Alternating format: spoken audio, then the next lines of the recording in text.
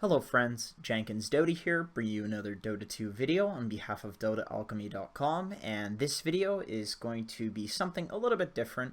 I was originally going to make a video basically explaining why I think it's really important to look at your own replays and get better from them, but then I realized it's pretty easy to make that argument. You know, that's just how it is in anything. You do something, you suck at it, you watch why you suck, and then you watch people that are good and kind of see what the difference is, and you know, just do the good stuff.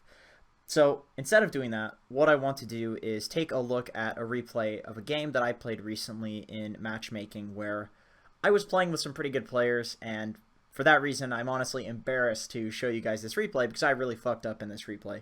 This loss was basically due to me, and this is one of those replays that I would look at to kind of determine what mistakes I'm making, because this was a high skill game. We were positioned to win and I lost the game simply due to, I mean, I don't know. That's what essentially I'm going to be watching this replay to understand, to try and understand, and hopefully with that you guys can maybe learn something as well as me.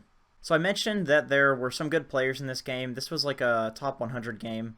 Everybody was pretty good. In particular, I was playing with, this is Jerax, and I believe on the enemy team, No Tail and Thompson. So, oh, actually, and fucking Matt as well. So a bunch of players that are really, really good. So this game was pretty high caliber, and there's just a part of me that doesn't want to fuck up in a game with really good players, because I kind of want to prove that, you know, I can essentially play with them and it's not going to be very clear that I'm a lot worse than them. This game actually was going pretty decently in the laning phase. I'll skip through it quickly because I would actually prefer for this to be more of a negative video, in the sense that I want to look at all the mistakes that I made, because I feel like that's not something that people do a lot in Dota or on YouTube or anything. They just look at all of these sick plays or make fun of other people, and I feel like it's just not a common thing to go through and painstakingly look at the fuck-ups. So this laning phase, it went really easily, mostly because Jerax is really, really good, and we were communicating a lot about what we wanted to do. So basically the idea behind this laning phase was just he sets up for my stuns and my nukes, and it's very, very hard for them to deal with us because we just apply so much pressure with that damage. If you're looking to get better, I think that the games that you want to take a look at are the games where you felt like you should have won and didn't, because those are usually the games where you're going to see problems that you have in every single game, and they just aren't manifested in those games where you're completely stomping. And then also there's games where you just kind of fuck up something you wouldn't normally fuck up, and in those games, of course, you're going to lose, because in Dota you make mistakes, but it's in these games where you feel like you should have won, where you typically see the things that are your actual problems, your consistent problems. Okay, so I found a mistake, and this is something that I'm definitely going to take note of, because this is not good, and I am 100% sure that I do this in a lot of games. So I saw that mid was going kind of poorly, and honestly, as I started doing this analysis, I'm kind of fanboying the players a little bit, which that itself is actually an issue that I'm seeing manifest itself in this game. And once again, I'm kind of embarrassed to say this, but I want this video to be real. I don't want to be bullshit. Basically, I was worried that Thompson was like destroying this guy mid, and it's like, okay, this is Thompson, like he's very, very good. I think he's going to destroy this game. And I think anytime I play against a notable player, it doesn't even have to be like a TI player, as long as I know that somebody's a really good mid laner and they are going against some other mid laner that I know is not going to be doing well, I basically get anxious and I start making really dumb decisions. So in this situation, I preemptively pressed my ultimate because I saw that he was getting ganked mid and he was dying mid, and I wanted to save him just because I was so worried about this lane. I didn't use this ultimate due to objective thinking, and this was actually a good ultimate. It was using the ultimate essentially due to being anxious, overly anxious about this lane. So you can see that I moved my camera very quickly to this lane, but after I had used the ultimate. So all I saw was that the gank was happening. I didn't see that this would be a good time to use ultimate, and I use it and he just dies anyway. So it's completely worthless.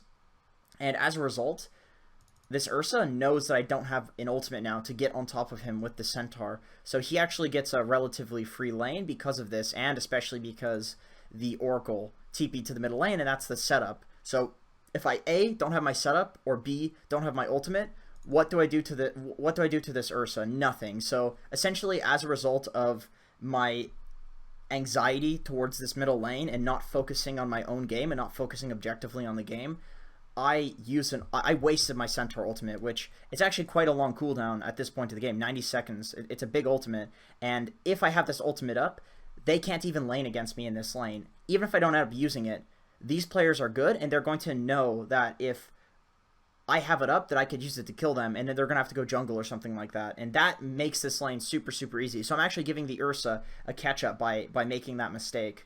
So here we are at 15 minutes and 55 seconds into the game, where I essentially made another pretty big mistake where I essentially just ran my hero to the bottom lane, which is, of course, the dead lane. And what's even worse about this is we force a fight to defend this tier 1 in a lane where they already kept killing us down here on the Weaver and the Venge. They were dying down here, so obviously they're going to have vision in this area to take this fight. We weren't already set up on our heroes, so that means we had to stagger TPs in, which makes this a really, really hard fight to take. And then on top of that, and the worst part about this is, if we successfully win this fight, what do we even get out of it? We already have the tier 1 in this lane, and there's no reason to fight unless there's some reason for taking that fight, an objective that you can get out of that, essentially.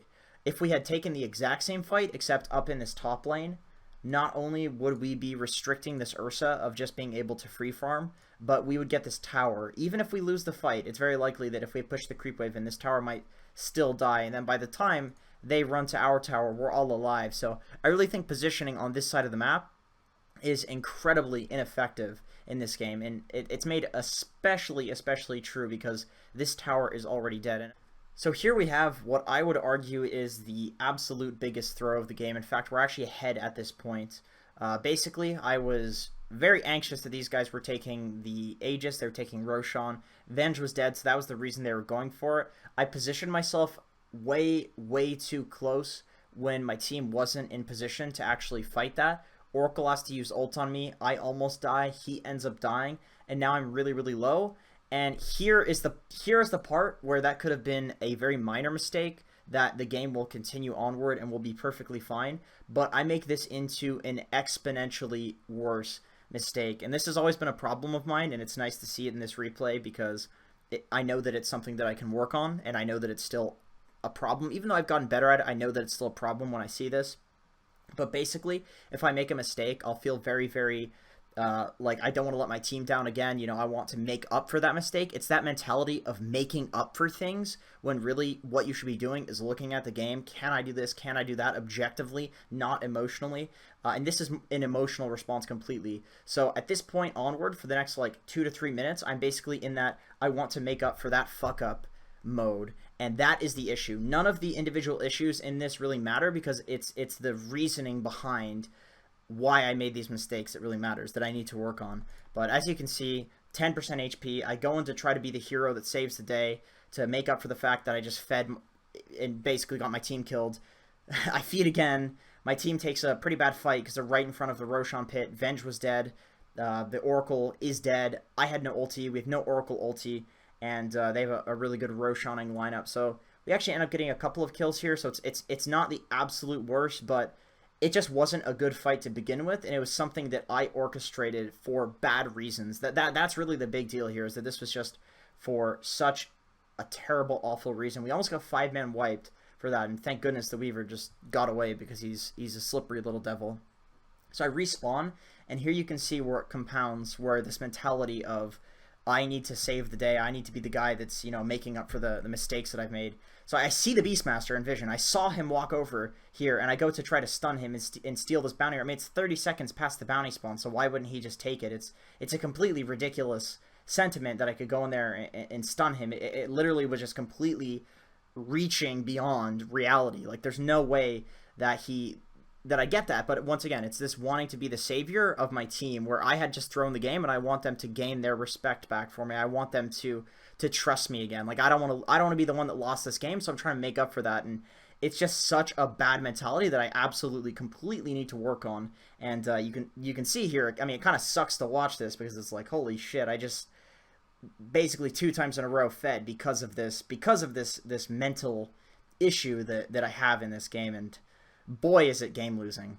So I just wanted to show you guys that even despite the fuck-ups that I had in the early game and the throws that we did as a team, we still ended up getting back ahead in this game. We ended up taking their racks, and the game was looking really, really good despite those things. So it just goes to show that in Dota, you'll make mistakes, but the enemy team will as well. But that doesn't necessarily mean that there's not important information to acquire about yourself from watching, replays, where maybe those mistakes that I made, we made up for them, but that doesn't make them any less of bad mistakes, because the bottom line is that there are reasons that I made those mistakes that are going to manifest themselves in the future, that are going to make me throw more games. Like, they're not just not there because we're winning.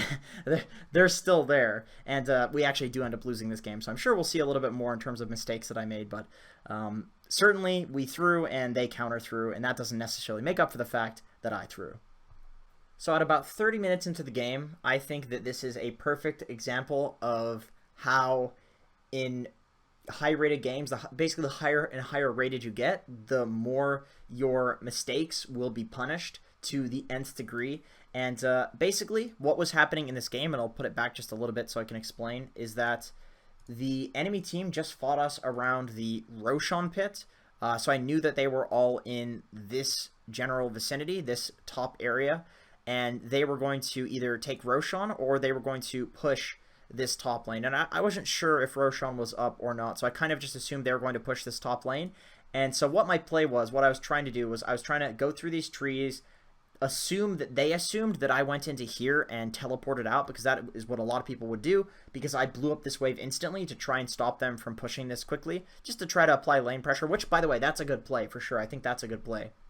And the next play that I'm about to make, where I basically run through the trees and I don't TP and I just get the TP ready to go, but I want to essentially cut this next wave. And I think that's a good play too, but I think what I should have done is waited and cut the next one, because with how they are positioned, I think if they are shittier players, yes, I get away with cutting this wave, but considering they are very good players, they will react to me very, very quickly, and the effect of it is huge. I mean, it's very, very bad, this death, just because of what we lost from it. So I go to cut the wave, I try to like instantly blow it up, and I think this is a decent play. It just depends on what heroes you're against, and because I actually screwed up the stun combo, I wasn't able to blink in here in time, and the Monkey King just positions himself and blows me up. He has the vision coming from the talent, and then he also has the jump distance coming from the talent. So as a result of this, my entire team attempts to pressure the other lanes, which is what they should do, definitely. And you can see that immediately my whole team runs the hell away from that top area, because 2 heroes are dead on our team. They know the entire enemy team is top, so they go as far away from them, get as much farm as they can. But look what's happening. The enemy team is positioning to take this Roshan, and in the time that I'm dead, and we've essentially moved to the other side of the map, they realize it's a perfect opportunity to take a Rosh, which has the Aegis and Cheese, which very devastating loss, and that was all a result of me essentially being too greedy in this game, where I was playing as if I was playing against shittier players. I was being too greedy, and I knew that that was a bad decision. I knew that I wasn't going to get away with that, but I still did it anyway because that was my impulse, and I was essentially just following impulses once again, which is just a terrible way to play Dota. I mean, you don't want to act too scared. You don't want to just be like, oh, I'm playing against good players, or I'm overly respect people, because there's always mistakes that people make. But definitely dying there was a huge mistake. I think what I could have done, by the way, is buy back and fight that Rosh. Like, losing that Roshan is just a huge disadvantage. Aegis and Cheese, with how strong Monkey King is, like killing him twice is going to be almost impossible. He's level 25 now, and after this point, we just kind of get annihilated. He's got Wukong command is just going to be insane now. We have a gold deficit. We try our darndest to fight them, but it just doesn't work. And I can kind of zoom ahead and just show you guys. We kind of get annihilated by this Monkey King, and the fact that he has this Aegis makes it so hard to deal with him. Constantly, I have to have the Oracle ult used on me because I'm the initiator. I keep going in and you know, trying to start the fight and getting blown up because they're just so huge and they don't have anything to be afraid of because they have the Aegis and cheese. So I think definitely the play there is like, if I make that mistake and I'm like, okay, I'm too greedy, I shouldn't have done that, I buy back and we fight Roshan. We definitely don't want to position away from that Rosh pit, giving them a free Rosh when we're almost all alive. Even if I have to buy back at like a couple seconds in to the Roshan, it's like, I think it's perfectly fine because it's really, really important. The second Rosh is so important, especially in a tight game like this where they have like a destroying Monkey King. So once again, at this point, it's kind of over. They just take an advantage and then they don't throw it away like we did. And that was all a result of my fuck-ups, essentially. So, feels bad, man. But I'm hoping that by going through this replay with me, maybe you guys will feel a little bit more comfortable going through your replays, because I know that this is something I really don't like to do, just because it doesn't feel good to look at your own mistakes, and you kind of already played the game, so it's a little boring to look at it. But the amount of stuff that I pulled from this, like what I'm saying to you guys, is not bullshit. This is actually stuff that I deal with, and I'm trying to play pro next season probably, so I really need to genuinely fix these problems. So I'm glad I went over this replay, and hopefully if you guys enjoyed this, I will do this again on the channel. So let me know in the comments. I do genuinely appreciate it, and I hope to see you guys in another video.